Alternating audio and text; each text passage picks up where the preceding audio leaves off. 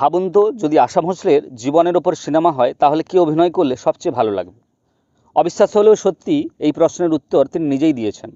ভারতের মিউজিক ইন্ডাস্ট্রির এক আইকন আশা ভোঁসলে।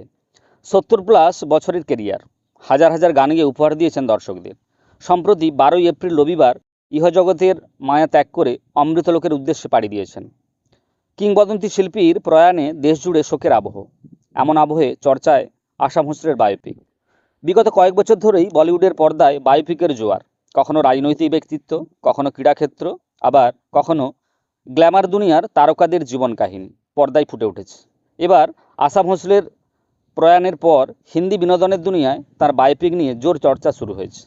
অতীতেও আশার বায়োপিকের কথা শোনা গিয়েছিল। সে সময় নিজের জীবনী চিত্রের জন্য 2 তাবড় নায়িকাকে নির্বাচন করে গিয়েছিলেন আশা ভোঁসলে।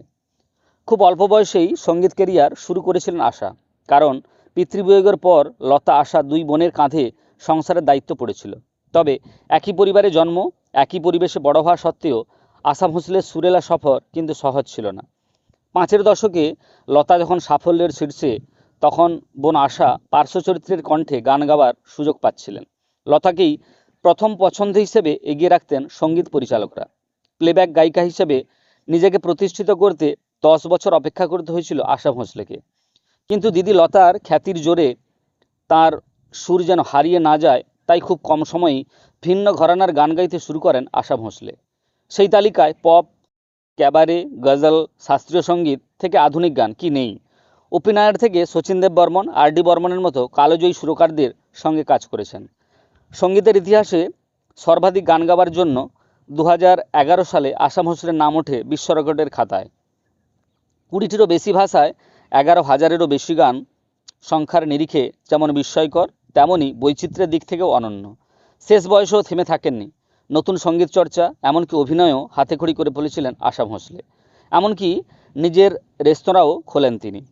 এহেন বহুমুখী প্রতিভার অধিকারী আশা ভোঁসলের বায়োপিকের জন্য দুঁদে অভিনেত্রীকেই যে প্রয়োজন তা বলাই বাহুল্য।